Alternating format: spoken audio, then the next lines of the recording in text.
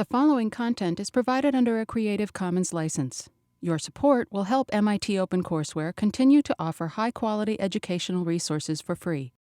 To make a donation or to view additional materials from hundreds of MIT courses, visit MIT OpenCourseware at ocw.mit.edu.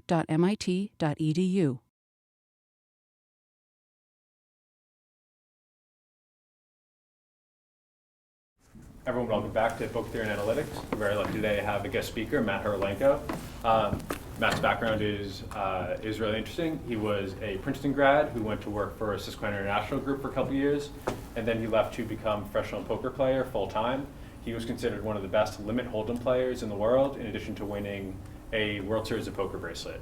More recently, he retired from poker and is focusing on clinical psychology, where he studies in Boston at both Clark University and Harvard. So with that, I'll pass it along to Matt Horolenko.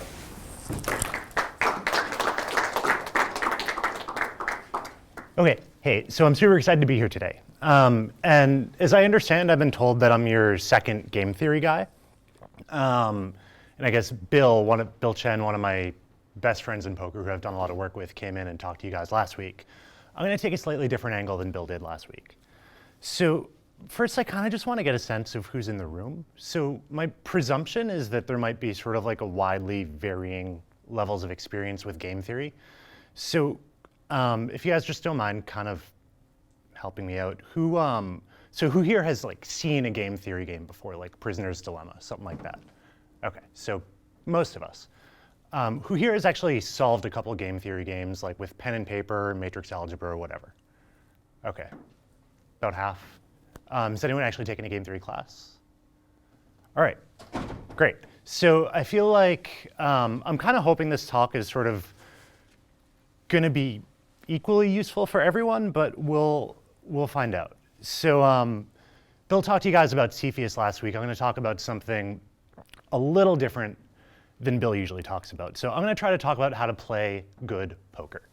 And so if we think of this problem, right, of playing good poker as this big game space, there are two ways that people generally approach it, right? And that's they'll take a read-based approach, which is pretty much what everybody does, right? You try to figure out what the other guy has, what he might have, and go from there. You can take a game theoretic approach. So I'm going to try to today discriminate a little bit between these two approaches, and I'm going to talk about why whatever level of poker you're at, game theory is something that can complement your game or just be your game. For me, it is my game. So, and broadly speaking, the reason that I think game theory is particularly useful for poker goes something like this. So one of the things that I love to do off the table, I do jujitsu, which if you guys don't know what that is, it's kind of like wrestling where you're trying to like choke the guy or hyperextend their arm or something like that. And when you start out doing jujitsu, you start out as a white belt and you're competing against rolling with other white belts. And you can learn this whole repertoire of moves, and tons of stuff works against white belts, right? Like whatever you do, it's probably going to work against white belts. As you get better, as you start going against better competition, blue belts, purple, brown, black belts, a lot of the moves that worked against white belts don't work anymore. Not only do they not work, they can tend to get you in quite a lot of trouble. So I think that the best way to approach this game is from day one, you're not training to beat white belts. You're training to beat black belts, right? You want to learn the moves that work all the way along against the best competition.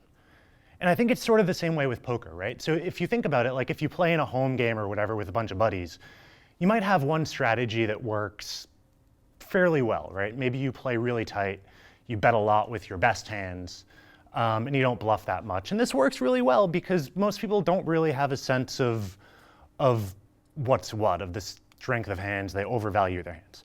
So you take that strategy to the Bellagio and you play an even mid-limit games like with reasonable players, and all of a sudden you're starting to get eaten alive. So I'm going to talk about how game theory can sort of help you avoid this and help you be strong and grow stronger all the way along.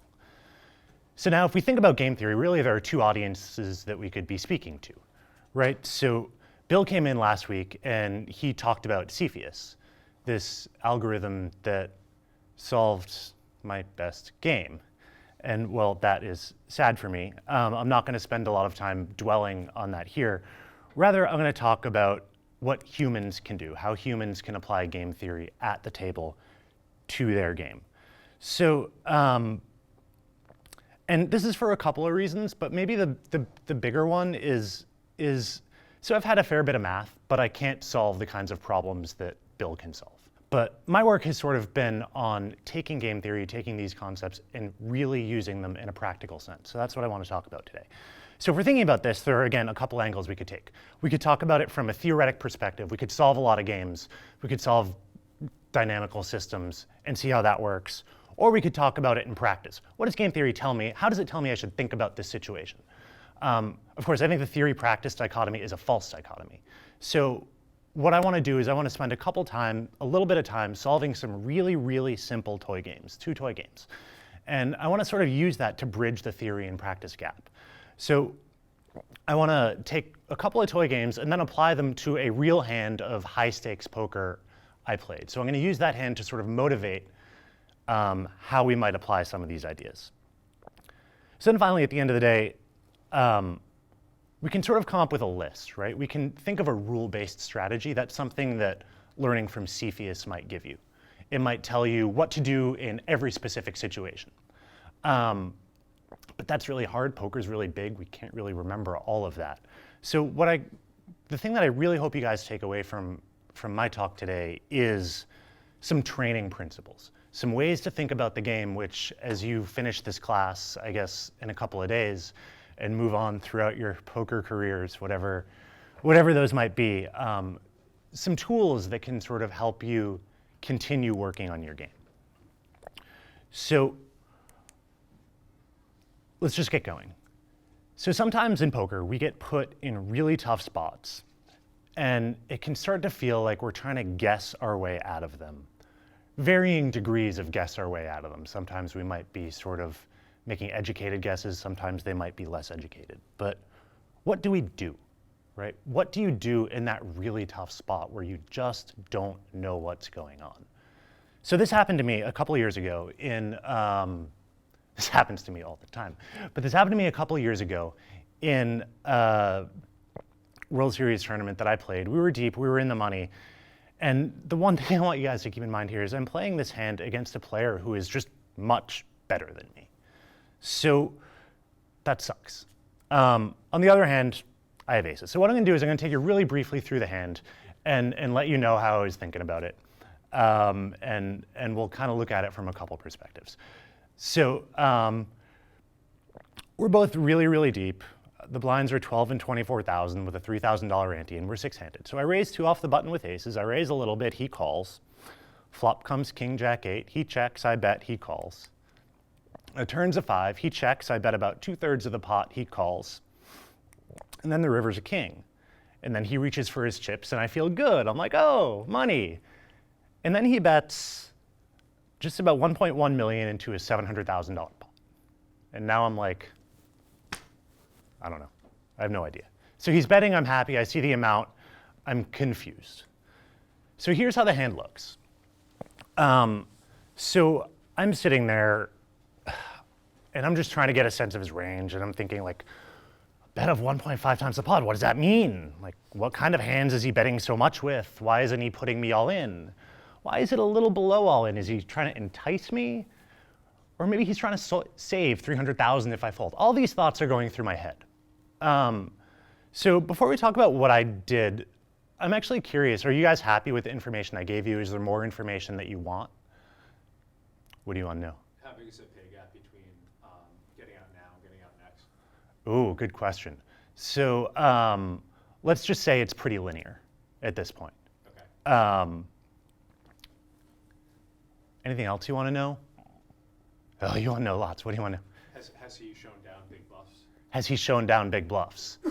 Good question. We've played with him a little bit, and I don't actually recall, but he's certainly capable of showing down big bluffs. I fancy myself a pretty good player at the time, and he is someone that I would consider one of the top players in the game. Anything else? Anyone else? Any questions? right? And so it sounds like kind of what you're trying to do is you're trying to get a sense of like, what is his range? Like, does he have a lot of bluffs in this spot? Does he have any bluffs in this spot? And I think that's how pretty much most of us tend to approach the game. It's the most natural way to approach the game. Is he bluffing? Isn't he? Does he have too many bluffs here? Out of curiosity, does anyone want to stare him down for tells? Nobody wants to stare him down. You might want to stare him down. This guy wants to stare him down. This guy definitely wants to stare him down. This guy wants to stare him down, for sure. By the way, if you get this look, good work. It means you've done your job. It's uncomfortable. But I want to tell you exactly what he's thinking right now. What he's thinking goes something kind of like this. So, but it can feel like this, right? Tough players can put us in spots where we're just like thinking about monkeys clashing cymbals. And when we don't have a repertoire, I think that we start reading really heavily into small signals, right? We're trying to figure something out. So generally speaking, my view, there are some tells that are okay. There are some tells that kind of work against weak players and less against better players. But these are small signals in a whole lot of noise. Very small signal in a very noisy environment. Certainly not something to build a career on, right? In the big games, you rarely see tells. You just don't see them enough for that to be profitable. But actually, some people do build careers on them. So FBI interrogators build careers on these kinds of tells. So how do they do? Well, we actually have some data in that spot. There have been a whole series of studies where basically the paradigm is you bring in some FBI interrogators and then you bring in some random people from the street. And you have them watch someone interview a person. And then at the end of the day, you have to figure out, is this person telling the truth or is this person lying? How do you think they do? Same? Yeah. Same in every category. So everyone is basically chance, or maybe like 53%. So they do exactly the same as the random people off the street, these body language experts, except for one difference. The one difference is they are way more confident that they are right. Okay, so you ask them their level of confidence, most people are like, I don't know, like 50%. The interrogators are like 90% sure that they're right. So they're not alone, right? So I don't know if you guys have heard of self-assessment bias. It's one of my favorite biases. So one more study. So this is sort of motivated by this old study of GE engineers. It's like 30 years ago.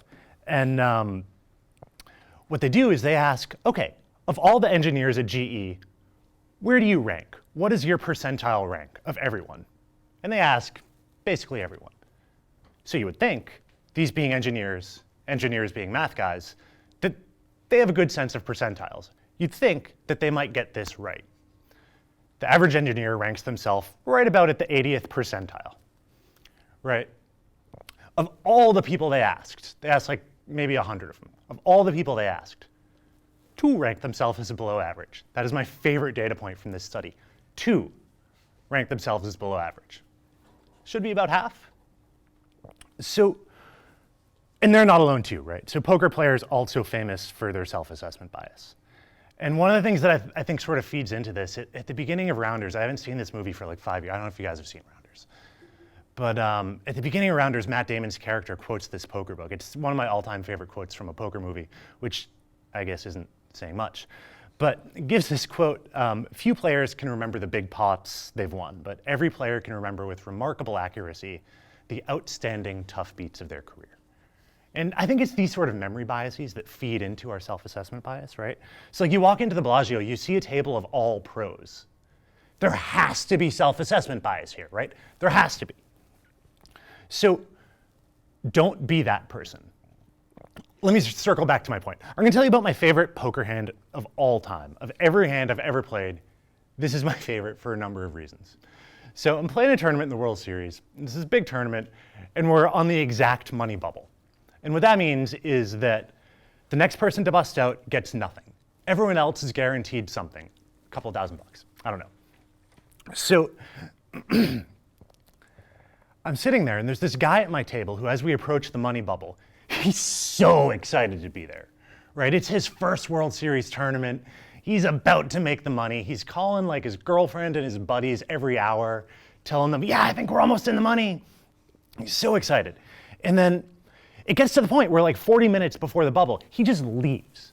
He doesn't want to play a hand. He just leaves the table so he doesn't have to bust out. So he comes back.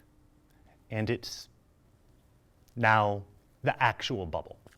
He's to my direct left. I'm in the small blind. He's in the big blind. And it folds around to me. And at this point, I feel like there are just like dollar signs in my eyes, right? I'm so excited. So I look down and I see 4 deuce offsuit. And we both have like medium stacks, but I have this hell of a read on this guy, right? So I shove all in. He says, I knew you were going to do that. I call blind. He calls without looking at his cards because he knew I was going to shove in. It's like the strongest read I've ever had. He flips over his hand. He has 9 deuce offsuit. He has me dominated with a terrible hand. Let's think about this.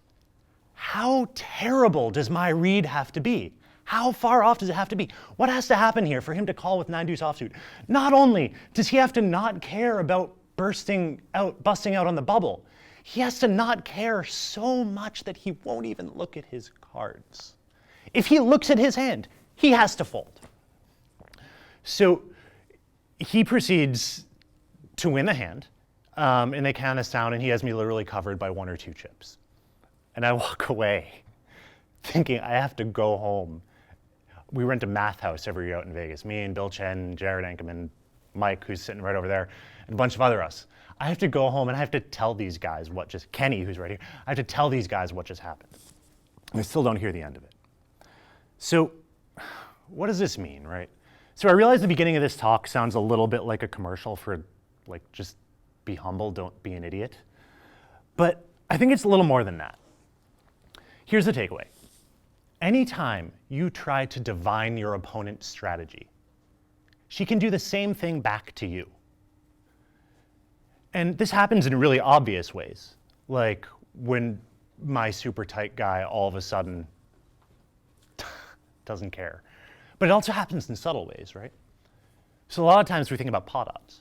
So we think, you might be sitting there thinking, okay, I'm getting 2 to 1. Do I have the best hand here at least 1 in 3 times? Very natural way to think, right? But now you're kind of trying to do magic.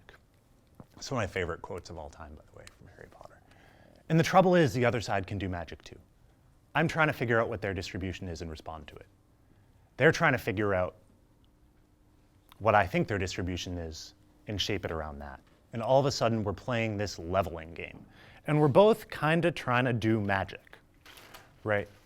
So in the hand that I showed you guys in the beginning, I could be sitting there and trying to figure out exactly what my opponent's range is when she bets 1.5 times the pot.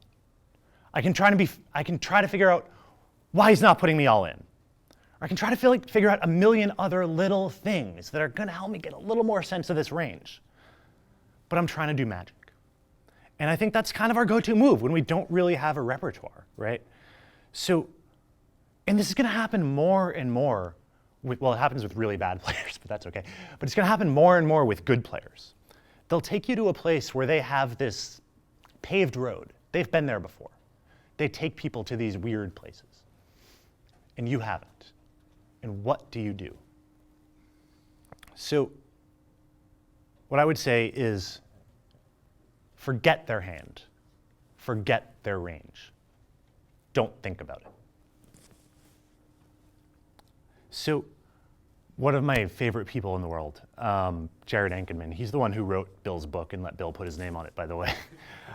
He has this quote, "If I truly played optimally, I could write down my entire strategy on a piece of paper, what I would do in every single situation, and I could give it to you, and you couldn't beat me." That's what we're trying to do here. So how do we get there? Well, Heads Up Limit Hold'em turns out to be a pretty big game. It has about a quintillion game states, and that's the smallest poker game that we really play for money. So we can do a couple things, right? We can try to do some like sweet programming like the team out in Alberta did, and that's great. You know, for example, humans play chess, right? And computers now crush them, but human learning is really strongly aided by computers. But you can't memorize every position. You can't memorize every line. You have to know what's going on underneath the hood. And these algorithms, these programs like Cepheus, they will give you the strategy. They will not tell you why. And as humans, we need to start to understand why if we have any hope of carrying these strategies with us and actually playing them in real life. So they're a black box, right? So we can solve the games, but solving the games does not get us out of the woods. So if we want to wrap our puny human minds around it, we have to be a little more clever. So we're going to look at a couple of toy games here, really simple ones that can start to help us wrap our minds around how to behave in these situations. So the first one is a clairvoyance game. And a clairvoyance game is basically when either one or both players have complete game state information. So what would you do if you lived in a world where you always knew your opponent's hand and he knew that you knew? That's the idea of a clairvoyance game. So we're going to look at a game calling Coin Flip Clairvoyance. And the game goes like this. You can and should play it for money, by the way. So each player antes $1. There are 2 players. And then you flip a coin. If it's heads, you win. If it's tails, your opponent wins. However, there's a round of betting. Only you see the coin after the flip. Then you can bet or check. So you choose to bet $1 or check, and your opponent can only check. If you check, they have to flip over their hand, or call. If you bet, they either have to call $1 or fold. Okay? So you know if you win or not. Your opponent doesn't know if they'll win at Showdown. That's the idea of this game. Make sense? Yeah? Okay. Easy game. So how do we play? So scenario 1, right? Flip the coin. It's heads. What do we do? Bet. Okay. Scenario 2. It's tails. What do we do? So there are 2 main questions. How often should your opponent call? And how often should you bluff? So how do we solve this? What we want to do is we want to bet. So we want to call enough to make your opponent indifferent to bluffing or giving up. That's what your opponent should be doing. So to do that, we're going to set the expectation of bluffing equal to the expectation of giving up. So the expectation of bluffing is just this, right? It's the pot times the amount they fold, which is 1 minus the proportion of time they call, right? That's how much you win when you bluff. So now how much do you lose when you bluff and get caught, right? It's the amount you bluff, which is going to be 1 unit, times the amount you get called. So we can just sort of do a little simple algebra, and it'll reduce to, you should be calling p over p plus 1 at the time, where p is the pot, right? So if the pot is 2 units, and you're bluffing 1 unit, we should be calling with a proportion of 2 over 3, right? 2/3 of the time with our kings. That is how we make the opponent indifferent to bluffing or giving up, okay? So a couple of things to note about this before we push on. So what happens here as the pot gets bigger? Do you call more or less? More, yeah. So as the pot gets bigger, this asymptotes to 1, which makes sense, right? Most of the value is already in the pot. So there's more money in there. You have to protect against being bluffed at more, right? Totally intuitive with poker, right? So how often do you bluff? Well, you want to set the expected value of calling equal to the expected value of folding. So the expected value of calling here is just, we're going to use the ratio of bluffs to value bets rather than a percentage. It just works out nicer. So the ratio of bluffs to value bets, right? So how frequently are you bluffing? Times the pot plus 1, right? Because that is what they win when they call, right? So bluffs to value bets times the pot plus the unit that you bluff. And then what do they lose when they call and they're wrong? They lose the amount you bet. So that's going to be 1 unit, the value bet. So you're going to bluff p plus 1. So you're going to bluff 1 over p plus 1 of the time. So now what happens here? So as the pot gets bigger, what are you doing? Bluffing more or less? Less. Yeah. Is that counterintuitive? I don't know. Is it? I don't know. It was counterintuitive to me because I'm like, oh, there's more money in the pot. But what it means is there's more money in the pot, so I don't really need to bluff very frequently to make sure I get value because the value's in there, and my opponent is calling more of the time. So the bigger the pot is, the more my opponent calls, right? And what I'm doing essentially is I'm bluffing so I can get value from the time that I'm winning. Yeah? So so we can actually generalize this too, right? So we can generalize it to no-limit games pretty simply. So we've sort of flipped things around here. So here the pot is 1, and S is the proportion of the pot that you bet. So you're going to be calling 1 over 1 plus S, right? So if the pot is 2 units, S is 1 unit, so S would be 0.5, right? 1 plus 0.5 is 1/2. And you're going to be bluffing S over 1 plus S, right? So you're going to be calling like 1 minus the bluff ratio. Sometimes we call the bluff ratio alpha, 1 minus alpha. By the way, you can actually calculate a value for this game and for all toy games. So Bowling and their team with Cepheus, they calculated the value of having the button and limit hold'em. We always kind of knew it was good, but they calculated precisely just how good it was. And if you're looking for a job at a place like SIG or somewhere else in finance, you actually probably should just calculate the value of this because you're going to be getting interview questions like this. So again, what we're taking here is the larger amount your opponent gets, the less frequently you have to call, right? The more frequently your opponent bluffs, the more frequently she has to value bet, right? So as the bluffing region gets larger, the value betting region has to get larger with it. So in a coin flip game, it doesn't make sense to think of regions, but in poker, it's going to. So a question I get here a lot is, what if it's not a repeated game? What if you're playing it just this one time? Or what if you're at a table with a player that you'll never play with again? How do you play then? And the answer is that it's a repeated game. So I have a feeling this will be intuitive for you guys, so I'll do it quickly. But I want you to imagine a scenario where you're going to play the coin flip clairvoyance game 1,000 times against different players. So against 1,000 different players, right? And suppose you take the position, since my opponents can't learn from my past, I'm going to bluff 100% of the time. So what's actually happening here, right?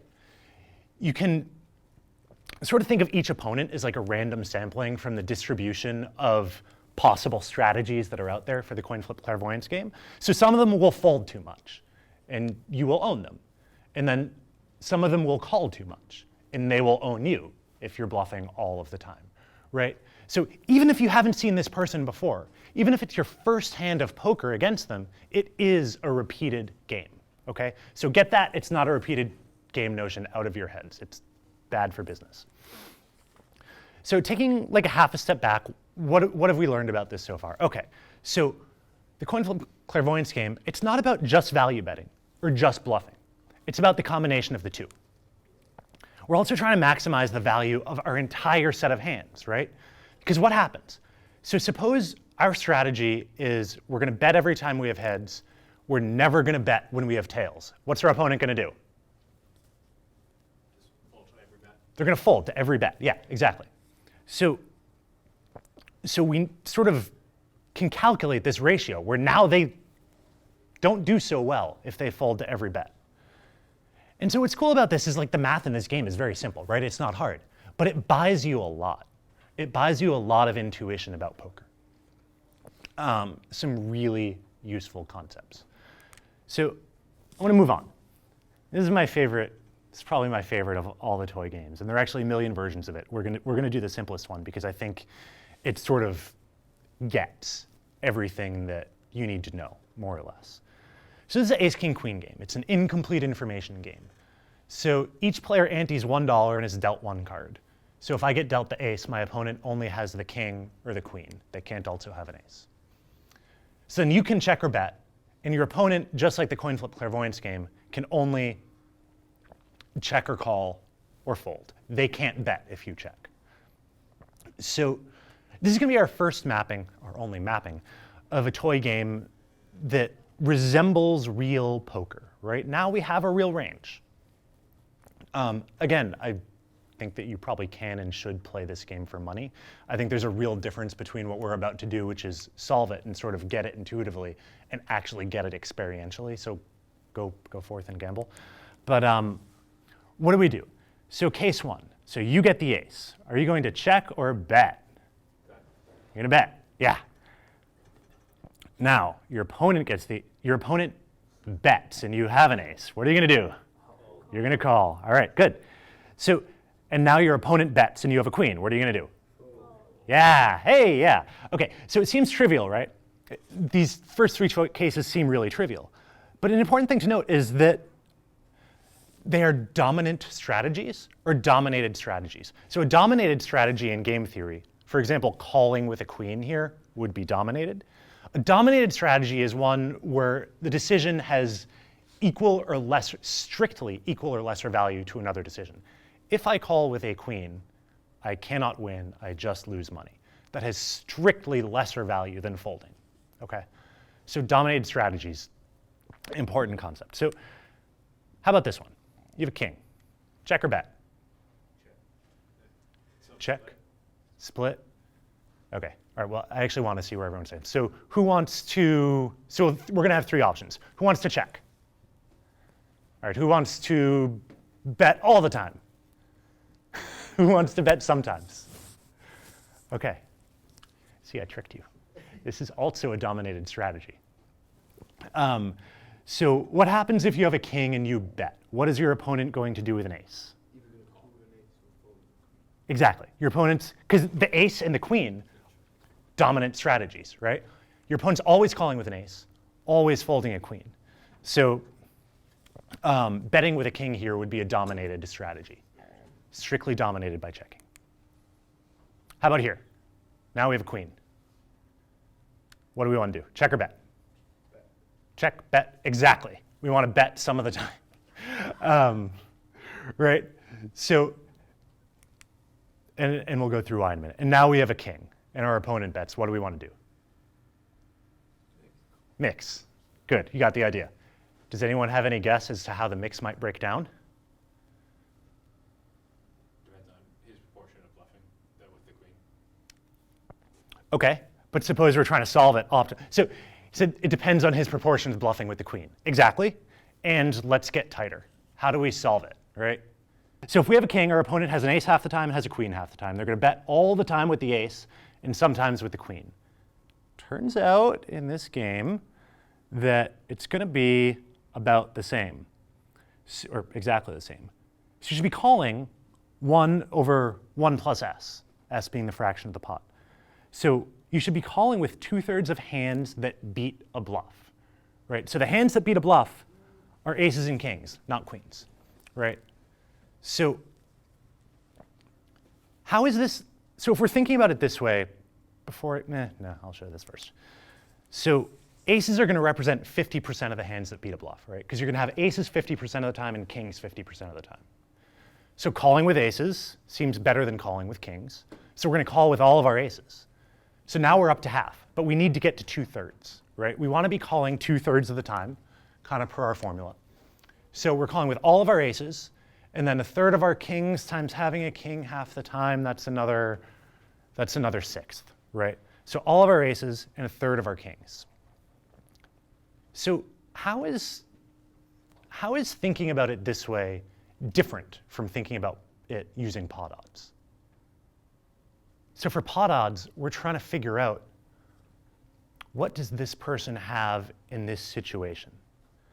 So I'm sitting here with a king and with pot odds, and I'm thinking, am I ahead at least a third of the time here? I don't know exactly, but I know that I can try to make my opponent indifferent to bluffing or calling. So I'm thinking about what I'm doing with my whole range of hands. So, yeah, okay. So these are the two observations we sort of had from the coin flip clairvoyance game. So adding one thing that we're noting here with the ace, king, queen game, what are we doing? Well, we're sort of implicitly mapping 3 different types of hands. Value hands, bluff catchers, and bluffs. And the big thing here is your strategy for what you do with one hand determines your strategy for other hands, right? I'm definitely calling with the aces, so I need to call with some kings, right? I'm definitely betting all my aces, so I need to bluff with the lowest, like the worst part of my distribution, right? That's the part that's going to gain the most. So A more subtle thing that I think is super important and is going to play into sort of the last half of this talk is if I am playing a hand differently from you, I should do different things with other hands than you should. Say for whatever reason, I'm only betting half of my aces, but I'm still betting a third of my kings. Oops, now I'm out of whack, right? Now I'm out of balance, and I'm going to lose more in this game by being out of balance. So your strategy for one hand determines your strategy for other hands. That's the whole key here, okay? So to sort of summarize what we've done so far, this is the Temple of Apollo. This is where like you'd go to see the oracle. Like you want to go and get a prediction, this is where you would go. And walking into the Temple of Apollo, back in the day in ancient Greece, I'm wondering if they knew a thing or two about game theory. So there are 3 inscriptions above the temple. The first one is know thyself, right? Know your own hand. Know your own distribution.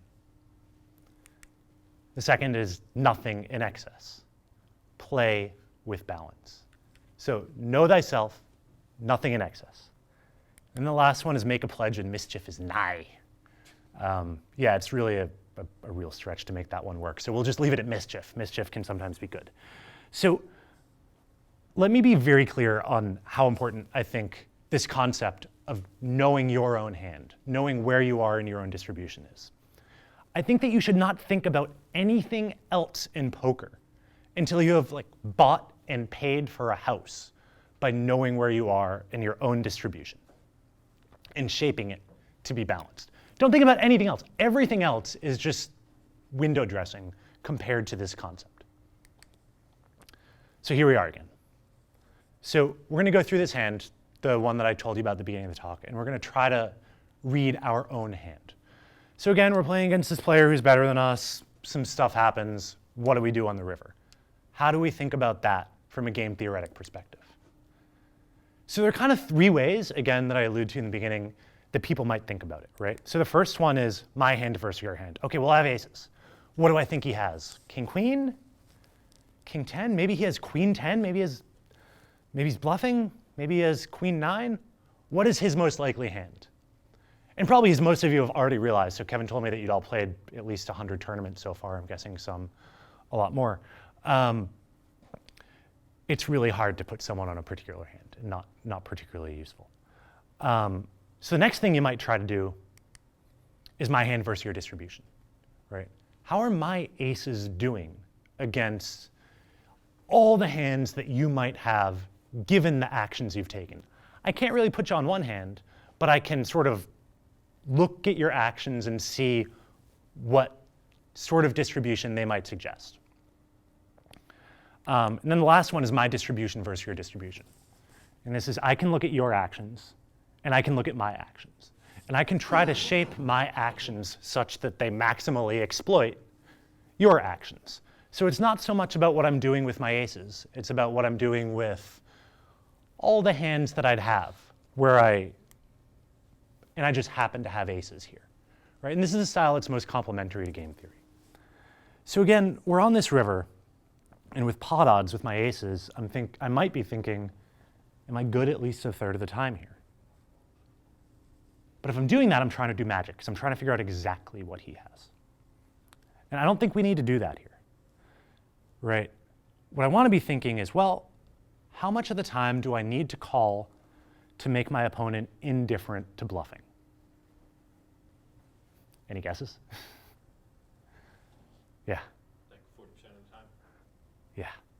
So something like 1 over 1 plus s. So how do we get there? So this is the slide. Guys, if you pay attention to one slide this whole talk, this is the slide to pay attention to. This is the slide where we map the ace, king, queen game to actual poker. So the whole idea of poker from a game theory perspective is we're going to try to make bluffing 0 EV for our opponent. So we're going to call with the proportion of our hands where we make bluffing 0 EV. So in real poker, games that allow raising, that means we could potentially be raising. So we want to be continuing 1 over 1 plus s at the time, at least pondering a raise. So what do we see? So if this is the ace, king, queen game, we're going to map it to real poker this way. This is like our 99th percentile hand. the very best hand we can have in this spot, right? So on that board, there were 2 kings on the board. So the our 99th percentile hand would be like quad kings, right? Would be 4 of a kind. This is our worst hand, the very worst hand we could have in this spot. I don't know, 4 deuce. And so what we're going to do, so again, these are the hands that are the very best at showdown, very high EV, the very worst at showdown, very low EV. So we're going to be calling or raising 1 over 1 plus s of the time. So the question is going to be, what is our distribution here? What is 1 over 1 plus s? Our bluff to value ratio is going to be s over 1 plus s of our worst hands, right? These are the hands that gain the most value by bluffing, right? The ones that are going to do the worst at showdown.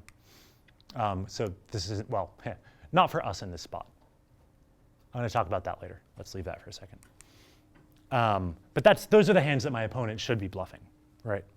So I think I just did this. So if we think about our value betting range, right? I might have a different value betting range than you.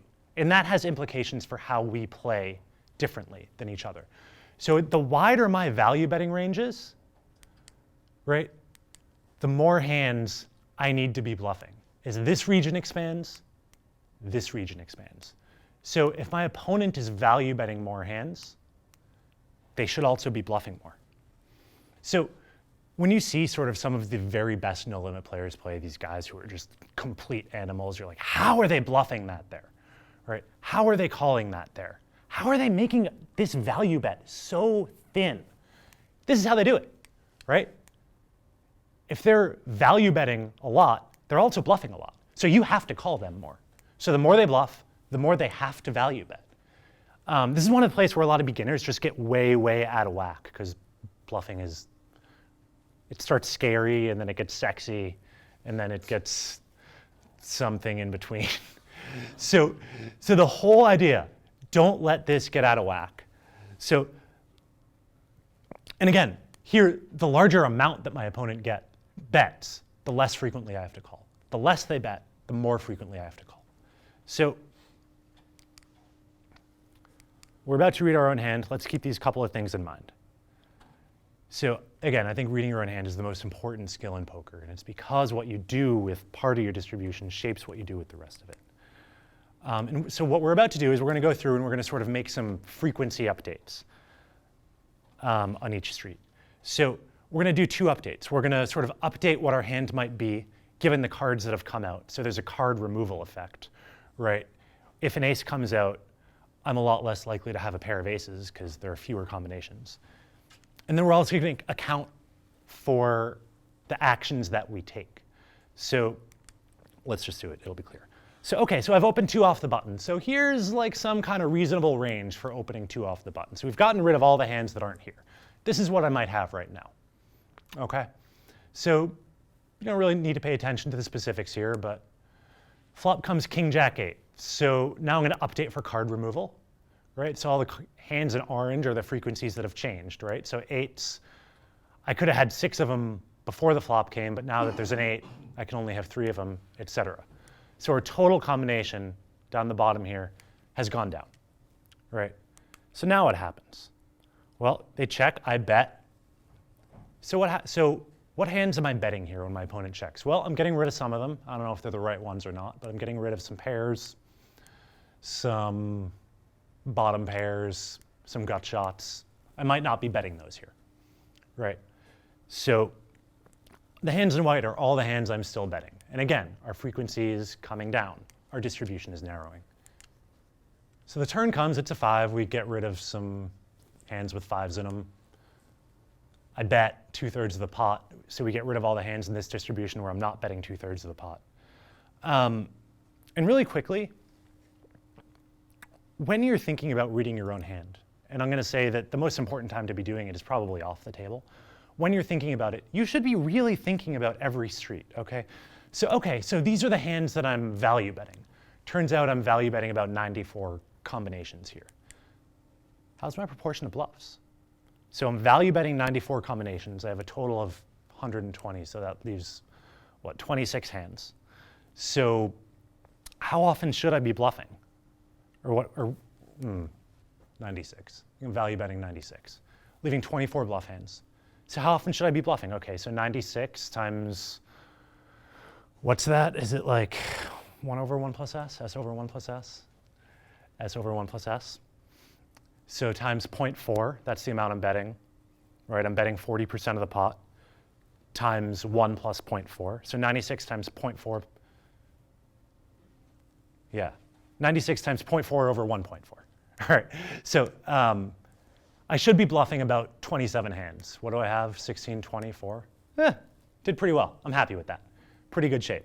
I don't know about all the other actions. We can argue about what I'm checking behind, but we don't want to overthink it. So generally speaking, I want to be checking in on each street like, ooh, am I balanced here in the way that I should be balanced? So the river comes a king, and now we have fewer combinations. So what do I do with my aces?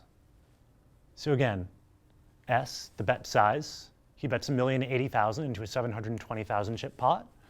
So S is 1.5. I should be calling 1.5 over 2.5, 40%. That's 40% of hands that beat a bluff. So what does that look like? So if we're thinking about our calling region, what I've done here is I've just sort of taken all my hands and I've ranked them. And so kings represent like my top 1%, king jack.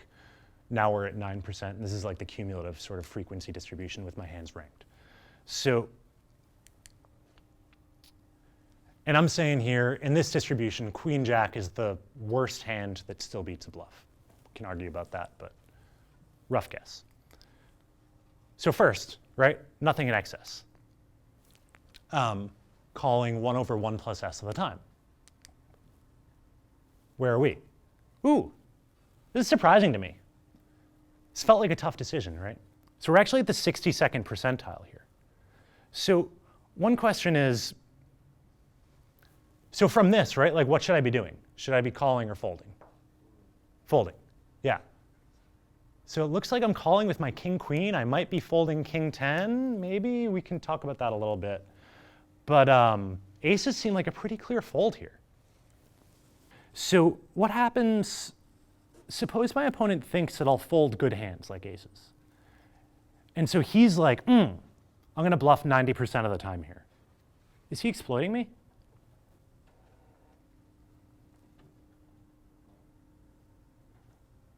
Seeing head shakes. He's not exploiting me, right? So why not? Yeah. Because you win his bluff such a big portion of the time, it makes up for the pot that you're losing. Yeah, my distribution is like really strong here, right? Of the hands that beat a bluff, like half of them have trips. That's crazy to me. So no, so he's not exploiting me, but we will talk about exploitation in a minute. So we solved it, right? So we fold aces, we even fold king 10. So one question is, do we actually want to have a distribution in this spot where we have to fold trips? And if that feels kind of bad, well, two possibilities. One, it just feels bad. Or two, it might mean we sort of screwed up on the way here. It's not the worst. It's not a 4 flush board. There are no straights on it, right? So I'm folding trips here. That feels kind of bad. So what might that mean? A couple of things, right? So one thing that we could do is I probably want a distribution where I don't have to fold it. And again, it depends a little bit on the bet size, but this is a pretty reasonable rule of thumb when you're thinking about shaping your play off the table. So one thing that we can do, we can add some hands in from earlier. Ooh, maybe I should have played the turn a little bit differently. Maybe I should have played pre-flop. Maybe I should have played some more hands, right? So we can start to expand our range, right? Now we're calling with most all of our kings. We can actually construct a distribution where we have to call with aces, right? If we're playing way more hands, and if we're value betting way more hands throughout, all of a sudden, our distribution is wider, right? And now I should be in the same spot with the same hand and do something differently because my strategy to get here was different. And again, that's the same idea. You see these really good players making these crazily thin value bets, and this is why. They're bluffing a lot, so they value bet a lot. The main idea that I want you to take away, if we sort of think of a principle, if I find myself on the river and I have more medium strength hands, I have to call more with medium strength hands, otherwise I can get exploited. Suppose we were deeper and our opponent bets into us and we have a bunch more chips. Which hands should we be bluff raising from this distribution?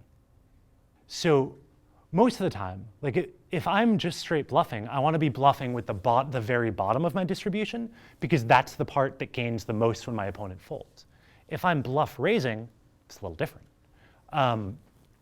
If I'm bluff raising, I want to think about, okay, so what is the set of hands I would fold? What are the very best hands in that set that I would fold? And I may as well choose those, right? Because it seems like those hands have more value. So if I'm going to fold them anyway, it's a dominated strategy to bluff raise with hands that are weaker than that, right? So if I'm bluff raising, it should be really with the very best hands that I would otherwise fold, not with the very bottom of my distribution. Yeah. So what do we see here? So first off, we want to check for balance on all streets. That's the big thing we take away. We can argue about little bits of distributions, but really, we're not solving to the second decimal point here, right? Second, we can look at this board all day. We can look at this king, jack, 8, king, jack, 8, 5, king board all day. Unfortunately, that's not going to be the board that comes every time. And if we just look at this board all day, we're going to start to overfit our strategy a little bit to this board. So what I suggest you focus on is fixing the glaring errors. And there will be glaring errors, places where your distribution is way, way imbalanced. I still find glaring errors when I play poker, and I've been trying to do this for a little while now. Another thought, which is not quite so obvious from what I've said so far, is you don't want to needlessly bifurcate your distribution. How do you bifurcate your distribution? Well, suppose pre-flop I raise some amount with some set of hands, and then a different amount with a different set of hands. Ooh, right?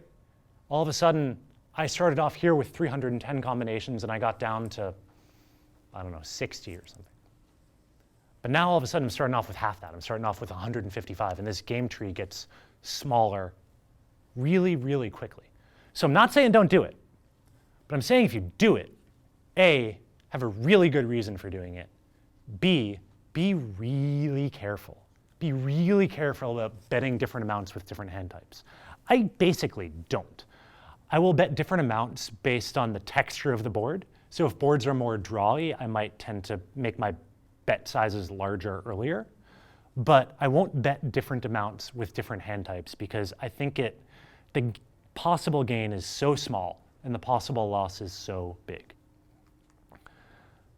And the last thing that I found pretty cool about this was when I started really, really spending time trying to read my own hand, I'd start to find these consistent situations where I would get really imbalanced. And then when you want to start to think about moving on to exploitive play after you have paid off a house with your poker winnings, you want to maybe identify those spots in your own opponents, right? If you're getting imbalanced there, other people probably are too. So be ready for that. So what do I want to say here? So I guess we've ignored a few assumptions of this model, right? The biggest assumption in a toy game like the Ace King Queen game or the Coin Flip Clairvoyance game is that distributions are symmetric, right? If I'm applying the Ace King Queen game to my river situation here, I'm implicitly assuming that my opponent and I essentially have an equivalent distribution of aces, kings, and queens. That's not always true in poker. So generally I'd say that this sort of mapping is actually fairly robust, but at the same time, you have to be aware of situations where your distributions aren't symmetric, right? Like if you raise under the gun at a 10-handed table and the big blind calls, your distribution is way, way stronger. It's not symmetric, so you're gonna have a different set of actions. However, as you progress throughout the hand, distributions sort of tend to become more and more symmetric. So generally speaking, it's a model with some assumptions, which are meh, But in my experience, it holds pretty well. So another thing I haven't talked about today is I haven't told you which hands to value bet, right? So I've told you the calling proportion, bluffing proportion. I haven't said anything about how do you choose what to bet. And there are game theory games that can kind of give you insight into that. You can get insight into that from Bill and Jared's book. But I think that what's most important here is reading your own hand is the thing that I think can integrate into everybody's game. Whatever hands you currently value bet, it can work for you, right? And it can sort of work equally well for the tight player as it can for the very loose player. So the reason I've decided to talk about the reading your own hand approach is it's a very flexible approach that can work for a lot of people in a lot of situations. And as you get better and you start to play more and more hand, or fewer and fewer, depending where you fall on the spectrum. But generally, as you start to play more and more hands, what you're doing here, thinking from sort of like this game theoretic perspective, is you're moving towards hands that are closer to threshold hands, closer to 0 EV. So adding in the nth hand has a much smaller effect than adding in that like 5th hand, right? So like, or if you think about like all the good hands in poker, right? So you're always going to play your jacks, you're always going to play your 10s, right? Adding in that 9-6 suited has a much smaller impact on your EV than adding in, the 10s, the 9s, the 8s. Yeah, that's all I want to say there. So in the last few minutes, I'm going to talk really briefly about exploitive play. So exploitive play. So if we're looking at the top, right, our best hands at showdown, our worst hands at showdown, and this is about where our value betting threshold is. The way to exploit from a game theoretic perspective isn't to say, I know he's bluffing, I call blind, although apparently that can work pretty well sometimes. The way you do it is you expand the margins. So if normally I'm value betting here, and my opponent, or if normally I'm calling here, and my opponent bluffs way too much, I might expand the marginal calls. That's one thing I might do. If they don't value bet enough, I might contract the marginal calls, right? But again, the ones that are very close to 0 EV, I'm never making the big fold here. If they fold too much, I might expand the marginal bluffs a little bit and contract the marginal bets a little bit. And if they call too much, I might expand the marginal bets and contract the marginal bluffs. So what that means is you get away from, I think he's bluffing 80% of the time in this situation, to, in this exact situation, and I'm going to catch him, to, this person seems a little bluffy, so I'm going to shape my distribution just a little bit around that. Okay. So the other idea about exploitive play is as your read grows stronger, as you have more confidence, you can expand the margins, right? So little read, you move the margins a little. Big read, you move the margins more. For example, okay. So with our example hand, right, we have a margin right about here, but we can start to move it wider as our read grows stronger that our opponent might be bluffing. But again, we don't want to move it wider with just the hand that I happen to be holding right now. We need to be thinking, how strong is it, and how wide am I comfortable moving it? Yeah. So if we're thinking about exploiting with my sort of like shamefully exploitive hand, what did I do? Well, we're in this situation, it wasn't quite a 1 over 1 plus S situation. We're in this situation where I'm going to be shoving in the top hands and folding the worst. So like, if my margin was here, right, if my margin was, I don't know, 8-6 suited or something, maybe I'd go like 8-5 suited. Maybe I'd go, king deuce offsuit, something like that. Instead, what I did was I went all the way to the very bottom of my distribution and got suitably punished. Yeah, so however confident you think you are in your read, you are probably overestimating it. So yeah, that's where I was. One other thought here before I wrap up, and that's this idea of advanced exploitive play. And this is fun. So we think about expanding the margins. We think, oh, in this spot he's bluffing, I should call more. But now if you start to make slightly more subtle reads. This is an opponent who bluffs a little too much on the river, right? I could punish him on the river by calling. Or this is an opponent who folds too much on the river. I could punish him, or I could punish her by betting the river. But they're going to get that feedback pretty soon if you're just starting to hammer every river. Another thing you can do is you can make the pot a little bit bigger, right? So don't forget about this. This is the pot. If you start making this bigger on earlier streets, maybe against this particular player, I raise a little bit more pre-flop. I bet a little bit more on the flop, right? The pot's bigger on the turn, so now I'm betting on the turn. And now with the river, I take all my normal actions, except I know that I'm winning a few too many pots because they're folding too much. And now the few too many pots that I'm winning are proportionally larger. So this is this idea of we can exploit downstream. We can anticipate where they're weak.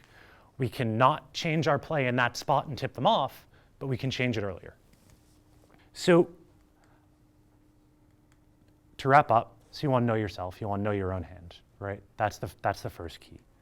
The second key is to keep it balanced. And you want to exploit the margins. And so like, as we think about Cepheus, as we think about these algorithms coming and exploiting players, right? So even in 20 years, computing power, what's that, like 1,000 times greater or something? Is that right? Wrong? Sounds about right. Depending if you believe Moore's law, I guess. Okay. So even then, even when more poker games are tractable, you're going to need toy games to draw insights on what's going on, right? As these strategies come out of the black boxes, if you hope to grasp them, if you hope to hold on to them, you need these kind of insights to be able to sort of have some scaffolding to start to put them on. So I think I'm done. But if I were to summarize this talk one way, don't be this guy, be this guy. Okay, we're done. Any questions? Oh, wait. So you're doing like Nash equilibrium, that guarantees you a positive EV, but are you convinced that's always enough? Like if you're in a tournament, having a positive EV, your chips will grow a little, but maybe the blinds are growing faster. Like, is that enough to just play a Nash equilibrium strategy, or do you have to deviate if you want a higher variance to get? Yeah, so good question. So the question, and tell me, let me make sure I'm getting this right. The question is, okay, well, you can try to play an equilibrium strategy, and that's fine. But if you're exploiting, you're winning more. And so if you're playing in tournaments or these situations, you really need to exploit to win more money. Is that kind of, yeah? So yeah, that idea has been around for a long time. And I think that idea is driven by people not really knowing just how strong game theory strategies might be. And just how strong sort of like, okay, so what is a Nash equilibria here? Right? When you're playing a Nash equilibria, the idea is that your opponents are going to impale themselves on their own mistakes. And you're trying to make as few mistakes as possible. And how big is that, right? It's kind of an empirical question. In my experience, it can be a lot bigger than most people think. Because when you start exploiting, you start making mistakes. And you start sort of getting impaled a little bit on your own mistakes too. And my guess is, for most of us, for 99% of us, we're going to make a lot more mistakes than we think we do. So we think we're exploiting, at the same time we're getting exploited. So actually, thinking about that as an empirical question, right? Like, how do human players do right now against Cepheus? My guess is not very well. In fact, my guess is that they're losing more than like the top players, the top human players are winning from other human players. So that was certainly kind of my experience a few years ago. So it's one of these things where you'd see it, right? Like I think, I don't know, I feel like I saw some stat where Cepheus was beating like really good professionals for like 4 bets per 100 hands, which is a lot, Like most top players are winning less than half of that. So Nash equilibria, yeah, pretty darn good. Maybe one day when human players are better, you need to start exploiting more. I don't think we're anywhere close. Other questions? Anything else? All right, I guess we're done. Thanks, guys. I'll stick around for a little bit if anyone wants to chat.